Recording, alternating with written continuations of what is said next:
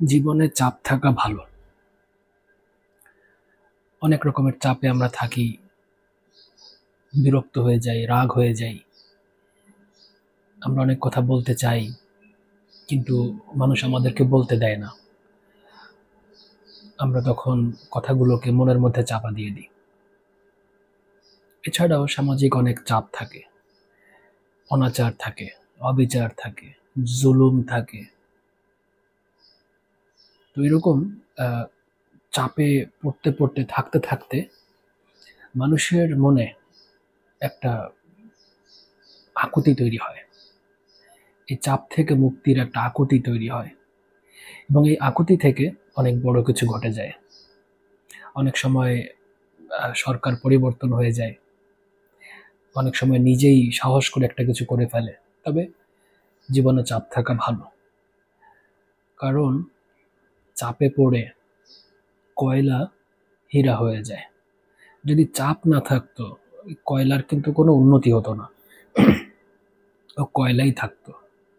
কিন্তু যখন চাপে পড়েছে, প্রচণ্ড চাপে পড়েছে, গরম হয়ে গেছে, সে হীরা হয়ে গেছে, তখন তার অনেক ডিমান্ড।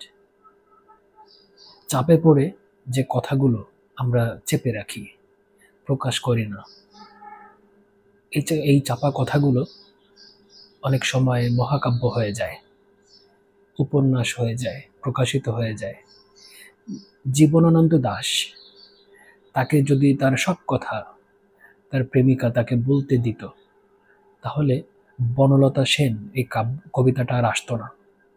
কারণ সে তো বলে ফেলেছে, আর আকুতি নেই, কোনো চাপা কিছু নেই, কয়লা আর হীরা হতো না।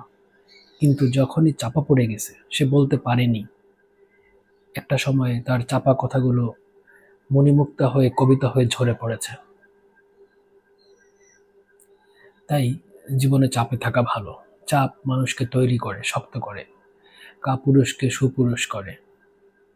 মানুষ লড়াই করতে শেখে। তাই যদি না থাকতো, চাপ যদি না থাকতো, মানুষ চিরকাল কাপুরুষ হয়ে থাকতো, তার কোনো অর্জন থাকতো না। চাপ যদি না থাকতো, নজরুল রুটির দোকানের মালিক হতো সর্বোচ্চ।